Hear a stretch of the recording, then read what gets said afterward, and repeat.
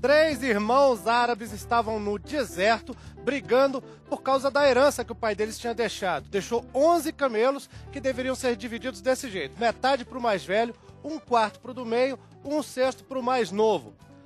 E eles estavam brigando sem saber como fazer essa divisão, até que chegou um beduíno mais sábio lá com o camelo dele.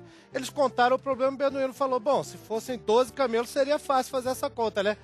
Aí eles falaram, é isso mesmo, mas só são 11. Não tem problema não, toma aqui o meu, faz a conta aí. Não, mas você vai ficar a pé? Não, pode deixar, não vou ficar sem o meu camelo.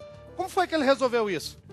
Terça-feira, 24 de janeiro de 2012, o Participação Popular está começando pela TV Câmara e pela Rádio Câmara ao vivo para todo o Brasil. Eu sou Fabrício Rocha e o assunto de hoje é o ensino de matemática no Brasil. Para falar com a gente sobre isso, nós temos aqui um matemático, Fernando Meneguin, que também é escritor, escreveu um livro de economia para leigos, né, Fernando? Você estava dizendo que é bem assim com matemática, embora ele seja talvez até um matemático dissidente, né, Fernando? A gente pode dizer assim. Um matemático, né? Que usou a matemática de forma aplicada. Tá certo. Agora, não, de forma bem mais acadêmica, realmente, nós temos aqui a professora Solange dos Reis Amorim Yamato, que é doutora pela Universidade de Oxford em Educação Matemática, né? E professora adjunta da Universidade de Brasília, além de autora de livros de matemática. É isso mesmo, né, professora? Para professores de matemática, isso. É um livro para professores de matemática. De didática da matemática. Sobre a didática da matemática. É justamente o assunto que a gente vai discutir aqui. Nós queremos as suas opiniões, as suas perguntas. Ligue pra gente, 0800 619 619. A ligação é gratuita. Você também pode mandar um e-mail para participaçãopopular@câmara.gov.br. E se você usa o Twitter na internet, também pode mandar uma mensagem pra gente, um tweet, mencionando ali o usuário @participaçãopop. A gente até já recebeu algumas perguntas antes mesmo de começar o programa, hein? E essas perguntas todas, essas opiniões vão ser somadas, mais matemático do que isso impossível, às dúvidas, às questões, aos comentários, às experiências das pessoas que estão no centro de Brasília e que vão ser entrevistadas pela nossa colega da Rádio Câmara, Dini Moraes. Oi, Dini. Oi, Fabrício, tudo bem? Bom, e com você? Joinha também. Boa tarde para você, para todo mundo que está aí no estúdio e também para todo mundo que nos acompanha agora ao vivo pela Rádio Câmara e pela TV Câmara. Aqui no centro de Brasília a gente vai falar com as pessoas, perguntar para elas se elas gostam de matemática ou não e por quê. Será que teve algum professor lá na infância que deixou a pessoa traumatizada? Ou será que essa confusão de números realmente não entra na cabeça das pessoas? Por que será que acontece isso? Bom, meu primeiro convidado de hoje é o Lauer de Pádua. Ele tem 15 anos, tá? E está indo para o primeiro ano do ensino médio, ou seja, saiu agora do ensino fundamental, está lá com aquela matemática, com aquelas provas do Ministério da Educação, tudo fresquinho na cabeça. É isso mesmo, Lauer? É. Você gosta de matemática? Gosto.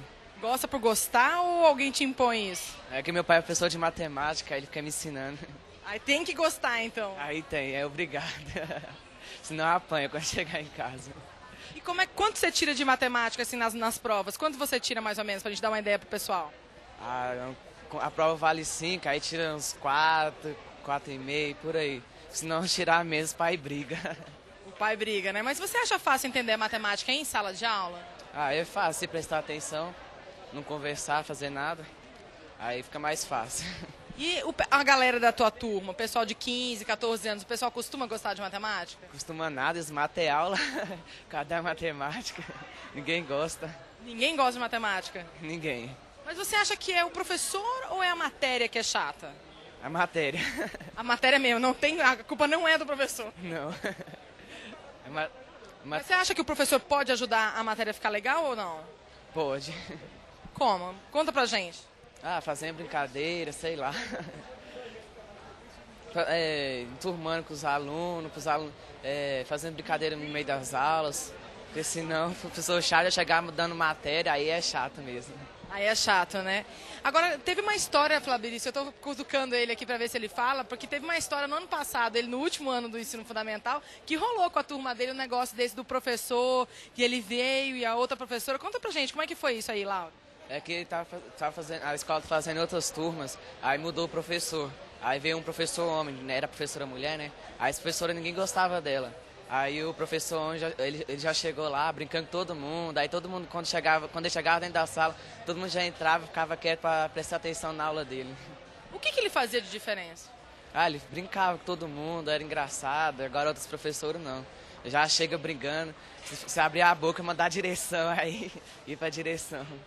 E no final do ano, muita gente ficou de recuperação depois que essa professora voltou? A escola toda. É, isso daí, ó, tá vendo? Tem gente que não tem uma experiência muito boa de matemática, mas tem alguns professores que podem dar um empurrãozinho, principalmente com os adolescentes, né, que adoram tanto brincar, né, Fabrício? Exatamente, Dini. Legal a experiência aí do Lauer. Daqui a pouco a gente volta com você e a gente vai justamente começar o nosso bate-papo sobre isso aí que o Lauer falou, né? Antes vamos mandar os abraços, os beijos aqui para todo mundo que acompanha o Participação Popular, que está sempre com a gente. Um beijo para Ana Carolina e Viana, do Riacho Fundo 1, Distrito Federal, e para o pessoal que mandou mensagens para o nosso programa da segunda-feira sobre o parto humanizado, né? O parto normal contra o parto cesariano.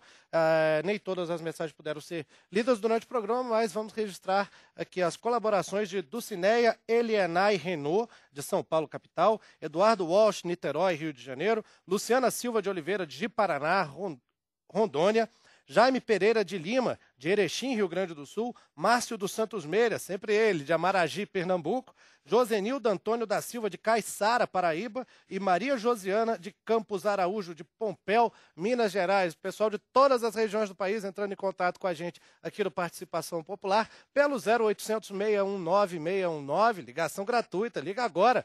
Pode mandar também um e-mail para participaçãopopular@câmara.gov.br, pelo Twitter, mandar uma mensagem para o usuário @participaçãopop, que a gente lê aqui na hora e já coloca em debate com os nossos convidados. E eu vou começar aqui o papo de hoje com a professora Solange.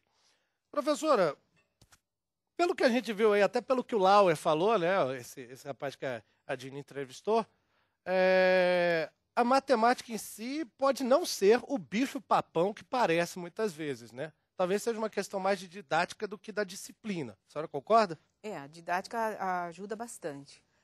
Deu para ver também que a motivação em casa faz sua parte, porque o pai era professor de matemática, então deu para ver que ele está em casa sendo motivado para isso. E recentemente houve um relatório de um estudo feito na Inglaterra, onde um dos principais fatores do desempenho dos alunos na escola seria o ambiente familiar.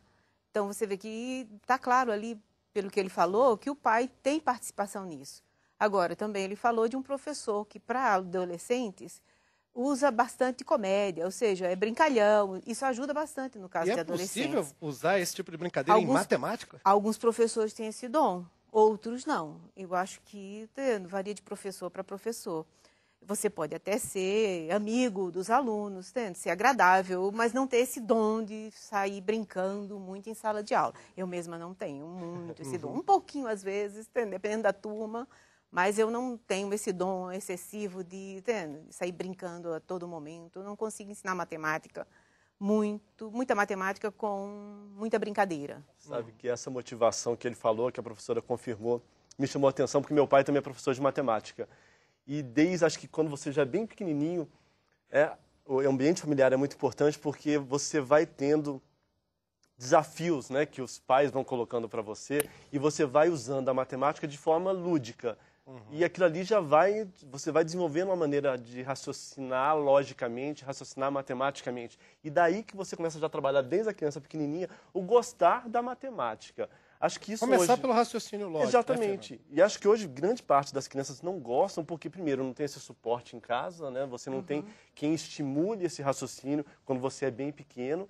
E depois porque lá no ensino fundamental, grande parte dos professores não sabem ensinar dessa maneira mais brincalhona, de uma maneira mais fácil, para transformar aquela matéria que é aparentemente abstrata numa coisa aplicada, numa coisa concreta, né? Mas você, essas brincadeiras em casa mesmo, seu pai fazia, levaram você, Fernanda, a se interessar em ser matemático um dia? Isso já foi desde criança ou foi depois que você simpatizou mais? Não, me interessar a ser matemático acho que foi depois, enfim. Mas o gostar da matemática, com certeza, veio de criança, né? Isso aconteceu com todos os meus irmãos também. É uma coisa que a gente teve lá de casa, a gente gostava da matéria. E Deus já é o primeiro passo. Às vezes você não faz matemática, mas você faz engenharia, que é uma matéria, uma disciplina que vai pedir muita matemática, economia, então, várias disciplinas que a matemática é a base, né?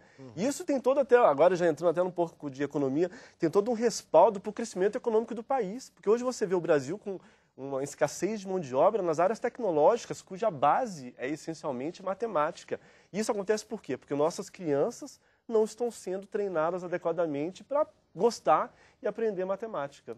Aí a opinião do Fernando Meneguinho e também o Daniel Ulisses de Melo Ribeiro, um dos nossos espectadores mais assíduos do Participação Popular de Goiânia, Goiás. Ele já mandou aqui um comentário pelo 0800 619 619.